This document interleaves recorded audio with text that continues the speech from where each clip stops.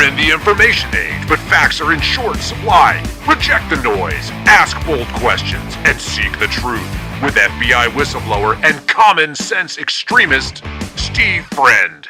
This is the American Radicals Podcast.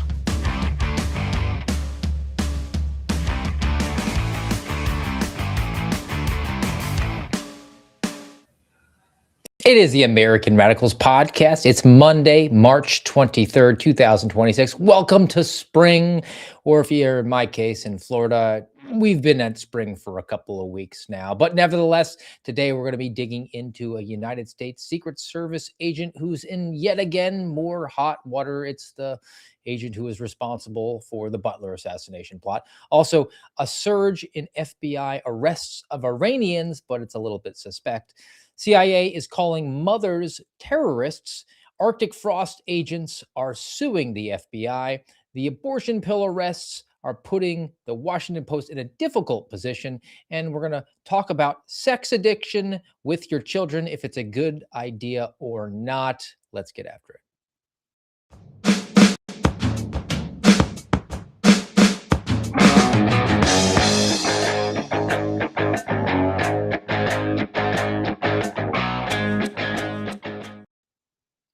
Coming into a Monday after a weekend, after kind of a long weekend, because I had to pre-tape Friday's show in anticipation of the little man's wrestling debut, which went really well. They did the Battle Royale. He did really well, finished in the top few wrestlers before he exited, unfortunately, before the final one, but it was also a good time. So for all the comments and questions that I got from the American Radicals Podcast audience about my younger son's wrestling performance, I appreciate the support, guys, and I appreciate your patience with dealing with the tape show on Friday. But I kind of have to clear out the mechanism, get ready to come back in on a Monday, and really, like, the news cycle over a weekend is generally pretty quiet. It's kind of hard to find compelling information and stories to bring to you. But over the weekend, we met up with another family with some kiddos, and we were playing pickleball. And I thought it was really funny how immediately it becomes boys against girls. And then tying it to the news stories that just came across my radar in preparation for today's, there is a lot of men versus women, gender stuff. It's a little bit of a grab bag / smorgasbord of stories, but a lot of them pertain to gender for some reason. So today is all about the gender wars, I guess. And let's begin, because there was an update from the United States Senate that is still hell-bent on trying to pass the SAVE Act to save American elections or something, but they were unable to pass an amendment. And this related to the, again, I guess on the subject of grab bag and smorgasbord, we're going to vote on men in women's sports and attach it to elections somehow. So from the Washington Post, because democracy dies in darkness, headline reads, the Senate rejects Trump-backed measure to ban trans athletes in female sports. Now, I don't typically weigh into this very much. It's a largely universally held opinion around America, despite all the push polling that they do to make it look less like a 90-10 issue. They make it look more like a 75-25 issue. Americans don't want dudes who feel pretty playing in women's sports. I don't have to take it much further than that. And yet our elected officials can't seem to get it done. Now, I guess the Senate Republicans would need 60 votes in order to pass this on through, and it amends Title IX because the federal government is way too big and it's getting involved in things that are not within its charge. And you might make an argument that there's a promoting the general welfare aspect to having Harry playing with Sally and spiking a volleyball in her face and breaking her orbital socket. Okay, maybe you can get on board for that. But Title IX is the landmark 1972 law that was passed on through, and it essentially ties federal government funding to women's sports, men's sports. There has to be equal representation. Not really for our purposes today, but as it went down in the Senate for this vote, where we're going to try to eliminate the prospects of men who claim to be women playing in women's sports, 49 Republicans voted yes. 41 Democrats voted no, and because it didn't get to the 60, it didn't pass on through. So I guess the gender war madness is going to continue as the US Senate debates whether or not we should be required to prove that we're citizens of the country in order to vote in elections. Now, and I found another story that is a renewal of an older story, and this relates to the United States Secret Service. And who remembers the debate about the female Secret Service agents and how they were ill-equipped to protect then candidate Donald Trump, now President Donald Trump, especially as it related to the Butler assassination plot, July 13th, 2024. And we had all the images of the very uncomfortable protective agents there. And there was also debate about whether or not they were even US Secret Service agents. They might have been Department of Homeland Security agents. But ultimately, one of the big scapegoats that day was the agent who was in charge, the site supervisor, the site agent, not the lead agent. And she's in a bit of hot water yet again. So this came from Real Clear Politics, Susan Crabtree, who likes to hone in on U.S. Secret Service matters. Headline: Secret Service agent faulted for Butler failures, suspended again. And it wasn't a second time, it's a third time. So from the piece, her name is Miossoty Perez. She goes by Mio Perez. She served as a site agent for the Butler campaign rally. She wasn't the lead agent. That was actually another female agent out of the Pittsburgh office, I believe. Congressional investigations examined the Butler failures. They faulted Mio Perez for not placing any agents on that slightly sloped roof, which Thomas Matthew Crooks scaled up and took a shot at the president, multiple shots, wound up killing one other and grazing Donald Trump's ear. And we got the fight images from that about a year and a half ago. Now, Mia Perez was supposed to be sidelined at that point because Donald Trump is big mad at her, and justifiably so. He says, like, hey, she's not allowed to be anywhere near me. She's not allowed to do any sort of protective detail. She's only supposed to be doing criminal investigations. Now, the Secret Service, it falls underneath the Department of Homeland Security. They handle things like counterfeit investigations. I think they handle like cell phone matters. It's a mission creep issue. I don't know why the Secret Service is dealing with that, and yet they do. But she's been back on some protective details in contravention to the agreement that she has. Allegedly, or not allegedly, it's verifiable because she's been photographed. George W. Bush, former president of the United States, went down to Miami, and that's where Mio Perez is assigned. That's her field office, and she helped to do a protective detail there. So not really holding up on that end. That could have been an assignment. Who knows? Maybe she raised her hand, but it's a violation of the arrangement that's been going on, and she's had some more drama now and been suspended as a result. Now, what is this new, latest, and greatest drama? Because she was suspended after Butler. And she was suspended another time after that because she talked to the media without getting any sort of permission. But she's still a W-2 employee, is still on the payroll. What is the latest scandal that is part of Mio Perez? Well, she quietly married a Brazilian foreign national last April, so almost a year ago, and didn't notify the Secret Service. Now, if you work in the federal government and you work in a context of a position that requires a security clearance, like you do in the Secret Service, like you do for the FBI, you have to continually update them on certain things like financial matters. Maybe you have to declare bankruptcy. Maybe you're the subject of a civil lawsuit. Maybe you got arrested.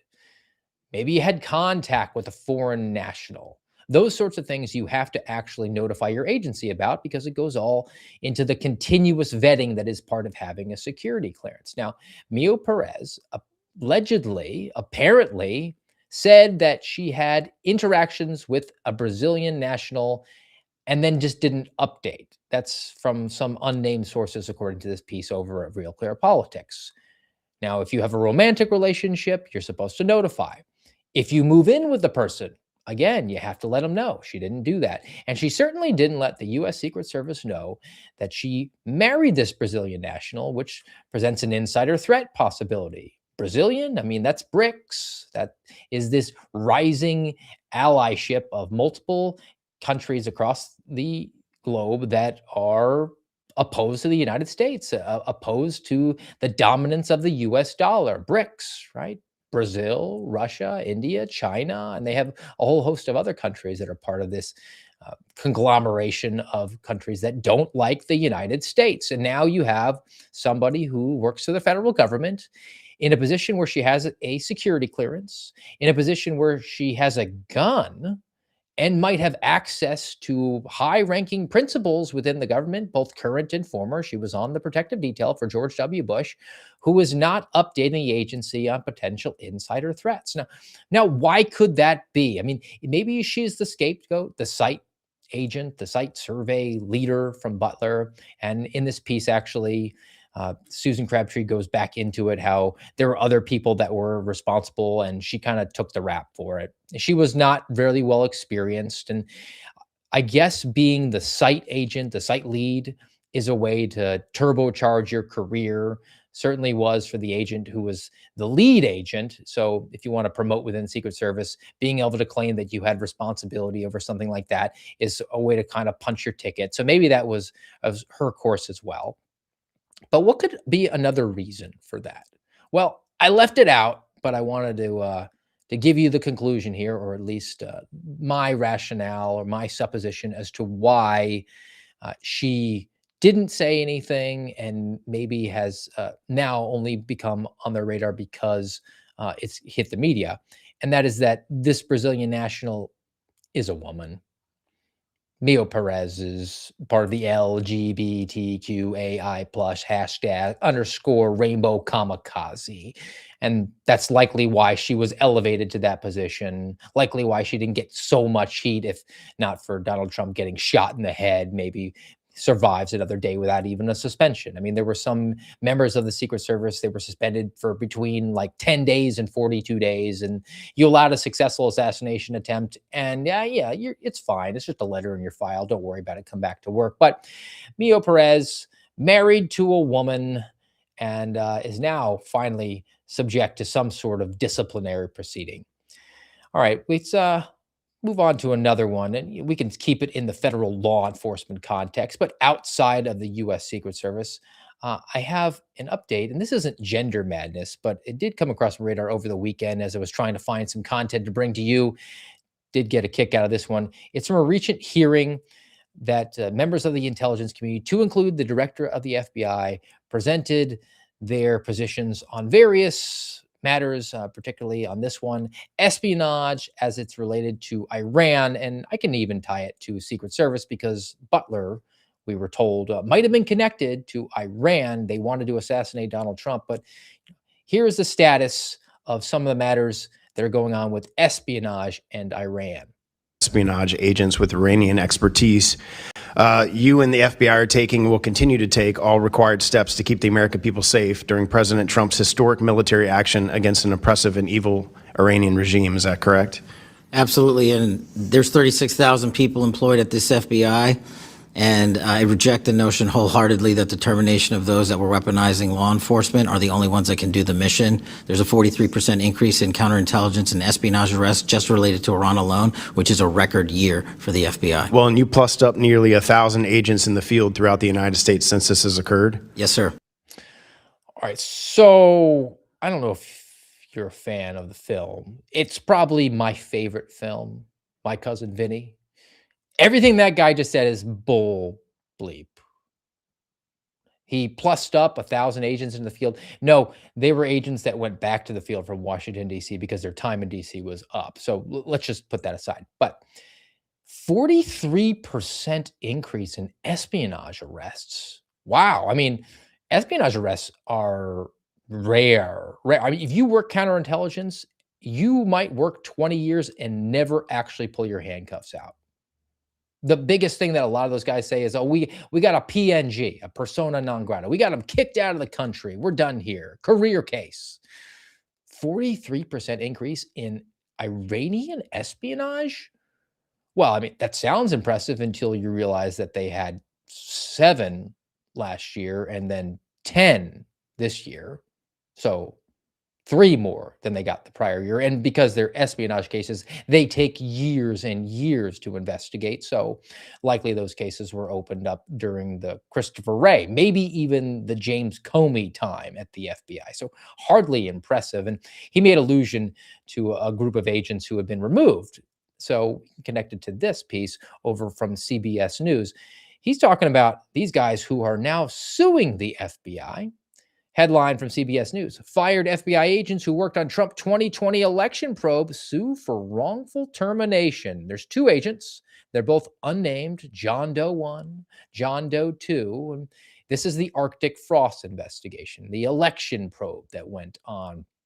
But that was a large investigation, wholly inappropriate, but really legal. That's the problem with these agencies, particularly the FBI.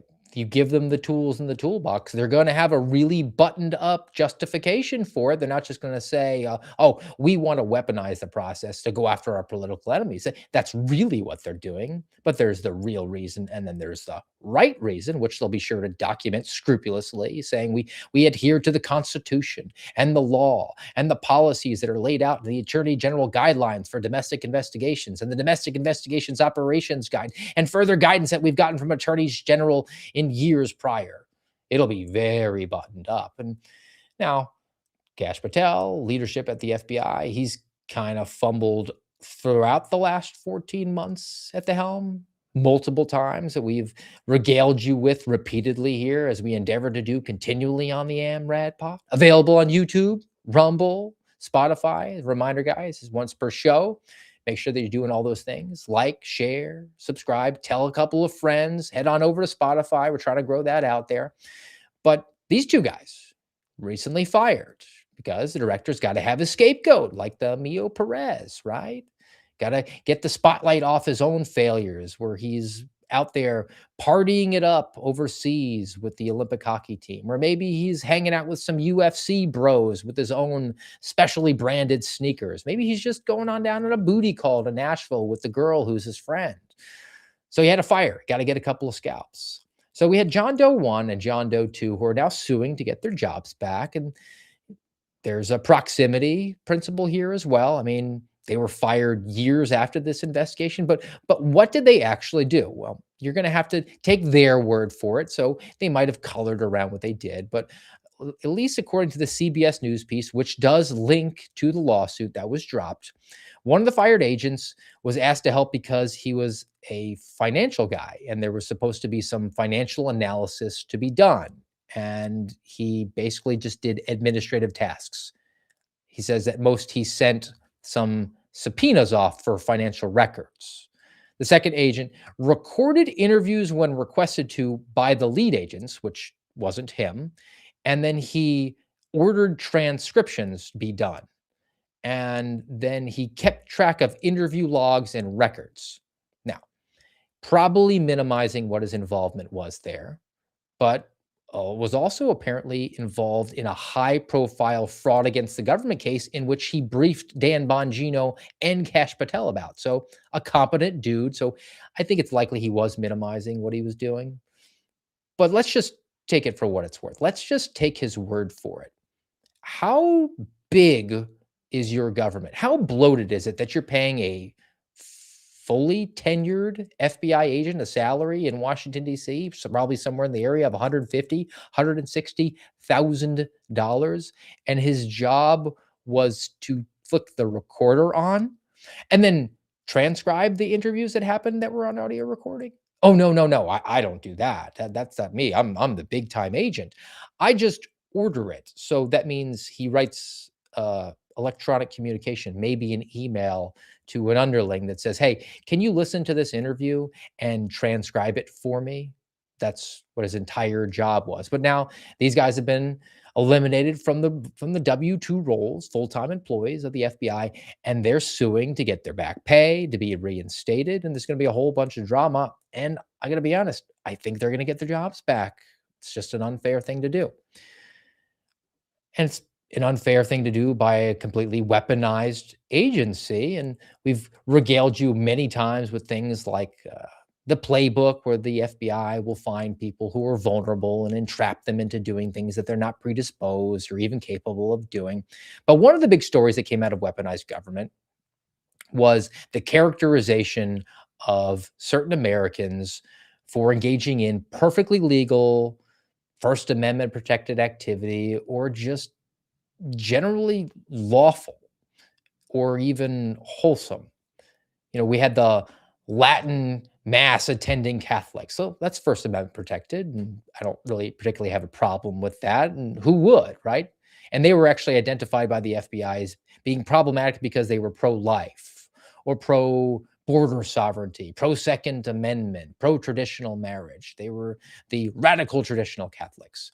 And then you had other groups because they were adjacent to that. The illusion was that, well, they're Catholic, but they're really white supremacists. They're really racially motivated violent extremists. Now that's limited to the FBI.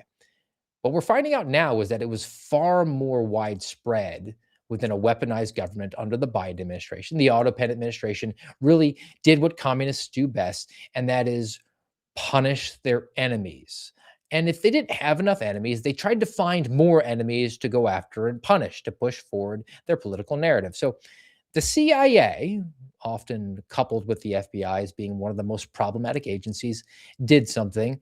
And that was say that moms who were pregnant were a problem, actually likely terrorists. So this has been a declassified document that came out under the Donald Trump administration, part 2. I want to dig into it a little bit, but first let's cue up a video from this gal. I saw her online and actually got my attention to it. If you're not chronically on X like me, I'm super happy for you. You have a life. But you might have missed that the Trump administration redacted CIA documents from the Biden administration where they identified motherhood and homemaking as indicators of white, racially, and ethnically motivated violent extremism, or REMV. Yes, an intelligence assessment from October 6, 2021 says we assess that female members have been emerging as key players of the traditional white, racially, and ethnically motivated violent extremism movement, taking on diverse roles to advance white REMV goals, including the white REMV view of traditional motherhood, and successfully participating in newer roles in propaganda and recruitment. Women have been targets of foreign white REMV recruitment campaigns, probably because white REMV women have proven to be proficient at migrating fringe extremist narratives into mainstream discourse and drawing other women into the movement. There's a lot of intel speak there, but I did find the document. I want to go through a little bit of it just for your own edification, because this document's been retracted, but it's still accessible. And I will put the link in the show notes for today, because let's look at the calendar, right? I mean, we're in a midterm year. So who's to say that in January of 2029, we don't have President American Psycho who turns back over the FBI and the CIA to his communist buddies, and then they just re-implement something like this, which is an example of the United States federal government, which has a social compact with its citizens, where we have a finite amount of charges, our expectations and our demands of our government, where we say we give up a little bit of our liberty in return for the following things. And they're really limited: protect the border, protect us against fraud and force, do a little bit of coining of money and treaties. That's it. But now that the social compact is completely shattered and you have an out of control weaponized government that's looking to the American people as its opportunity, particularly when you have communists, entrenched bureaucrats there who are constantly looking for opportunities to grow their fiefdoms, to advance their careers, to push forward their political narrative, then they will use these mechanisms, use all these tools in their tool belt to go after people who they deem to be worthy of their attention. So this is the actual intelligence assessment from the Central Intelligence Agency. It reads, women advancing white, racially, and ethnically motivated violent extremist radicalization and recruitment. Now, a few takeaways from this, which I read through. It's not that long. I mean, when you take away the citations, it's less than 10 pages long. But a few things. Look, I misplaced where it is. There it is. All right, this comes from October 2021. So we're well into the first year of the Biden auto-pen administration.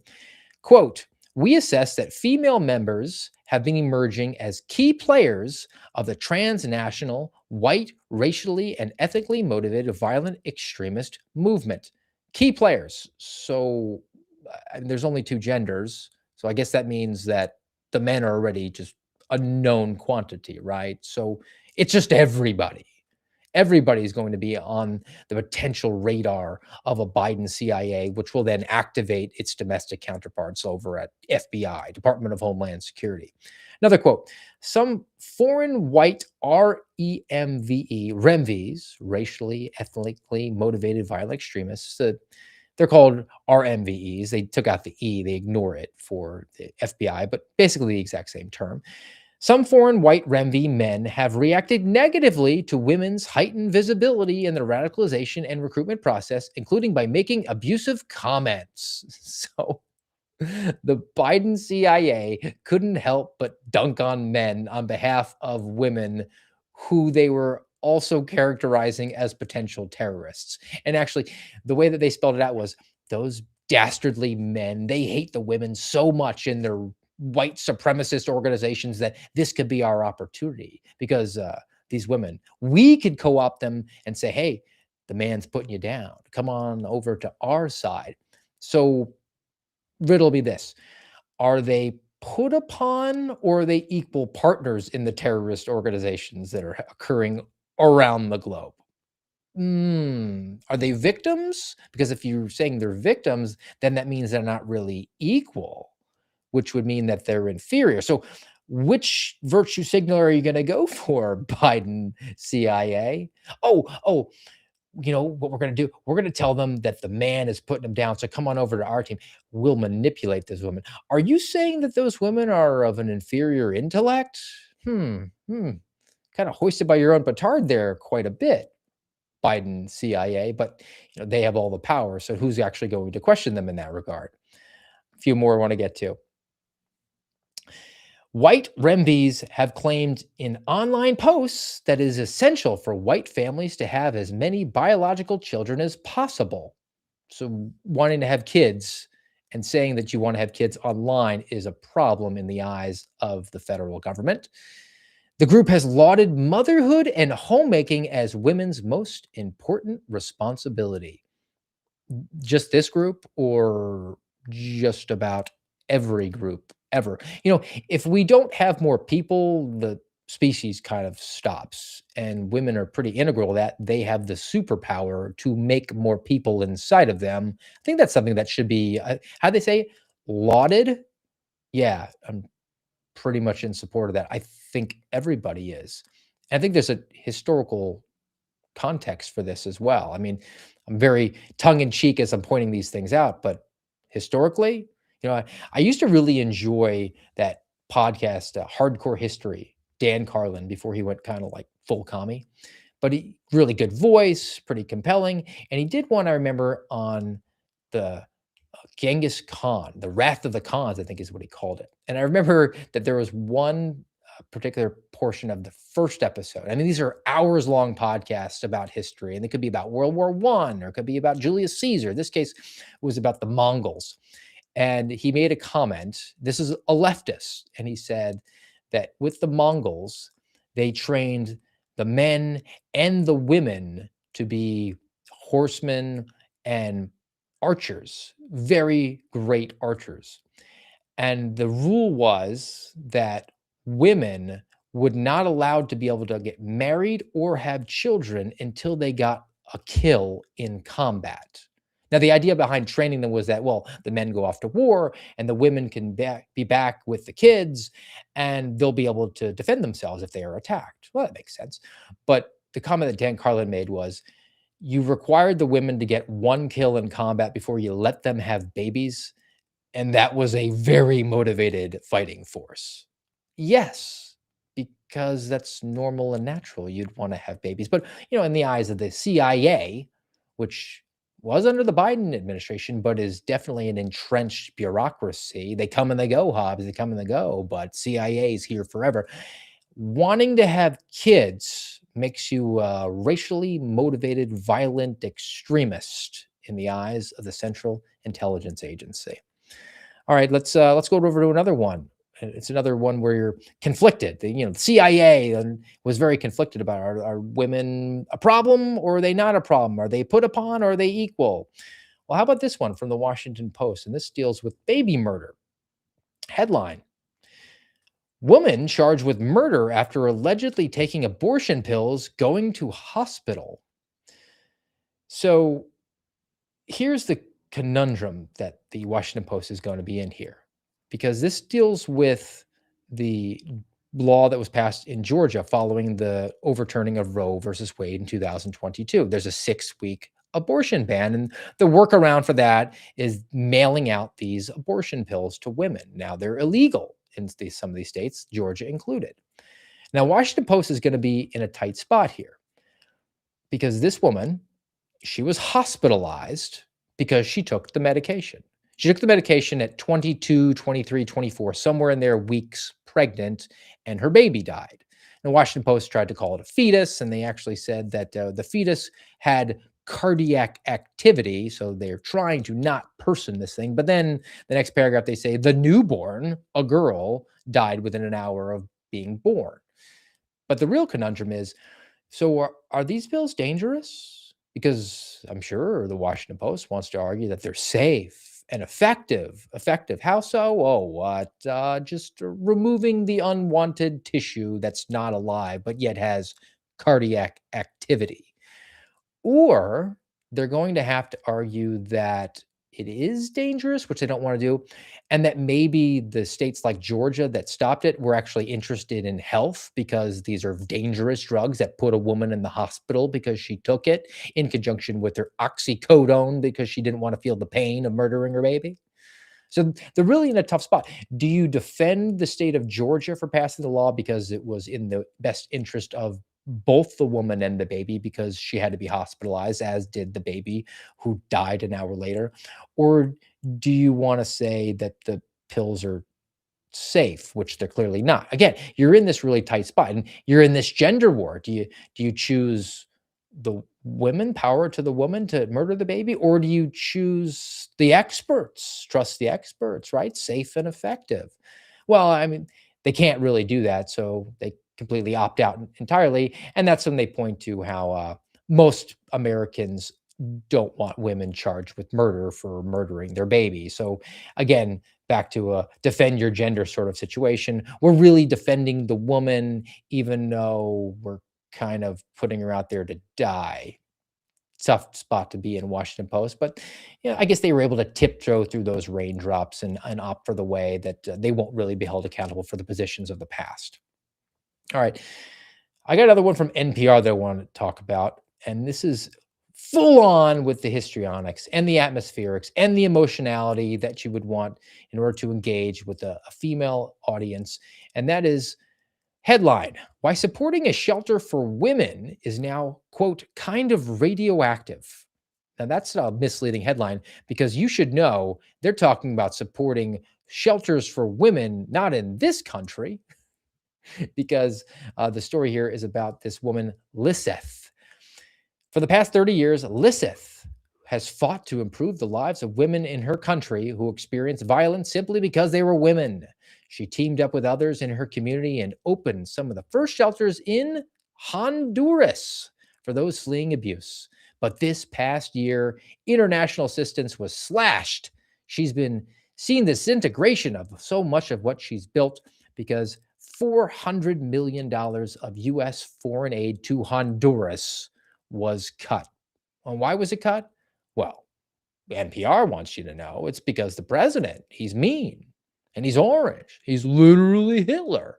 And he just doesn't want to send that sweet, sweet government cash that the government steals, I mean, taxes from you, to Honduras for women's shelters. Does that mean that he's anti-woman, or does it mean that he's pro-American? I mean, how many American women could have been helped by not having their money stolen? I mean, taxed from them and sent to another country.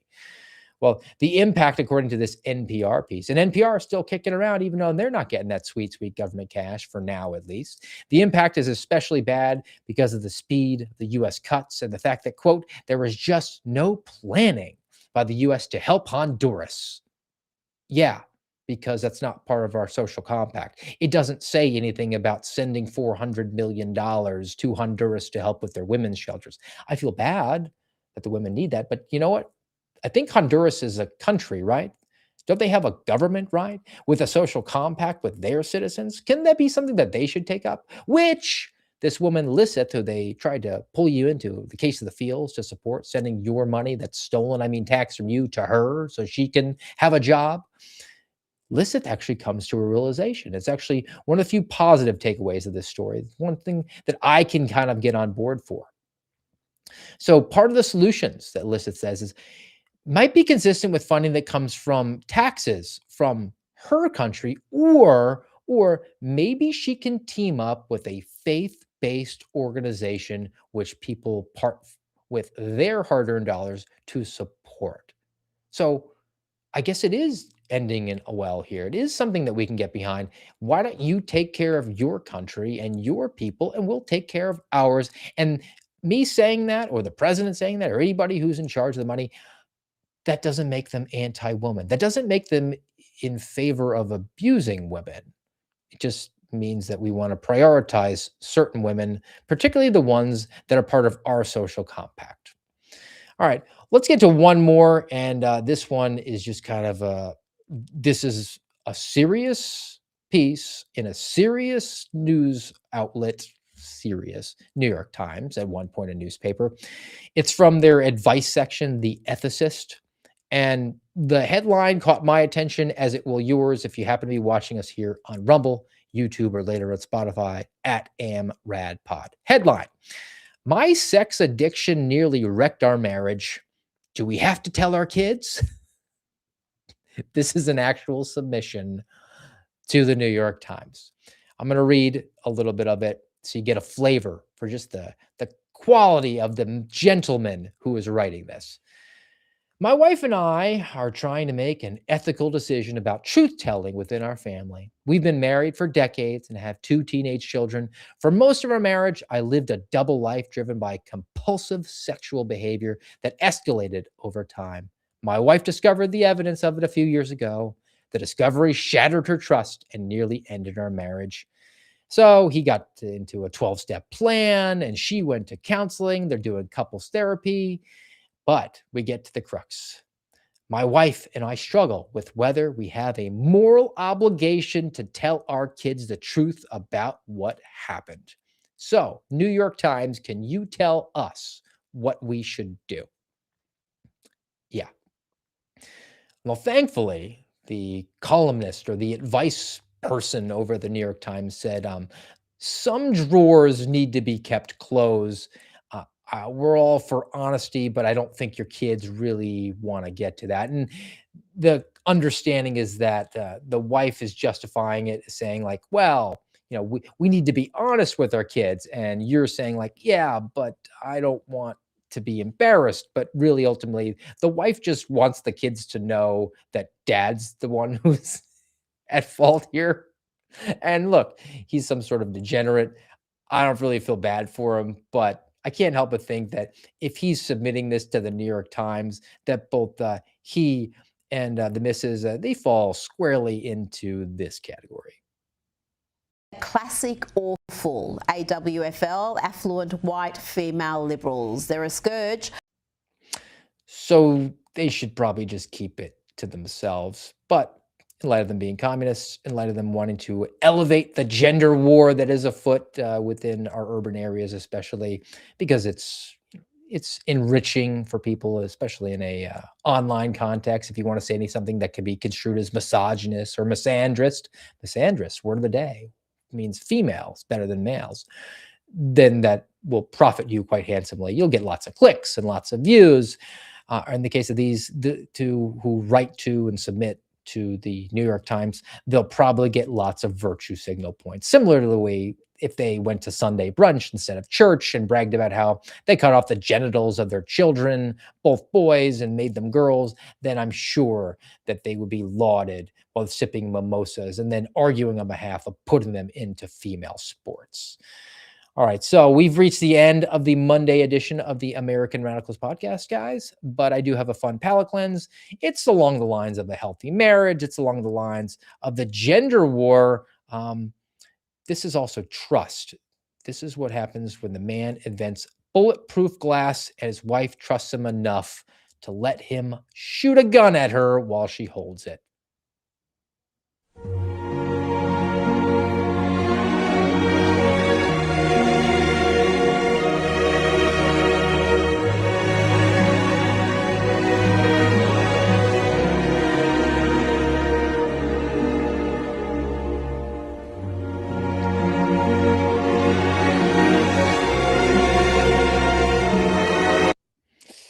Best relationships are built on trust and firearm safety as well. All right, guys, we'll be back with you tomorrow, noontime as always. And until then, have a great day.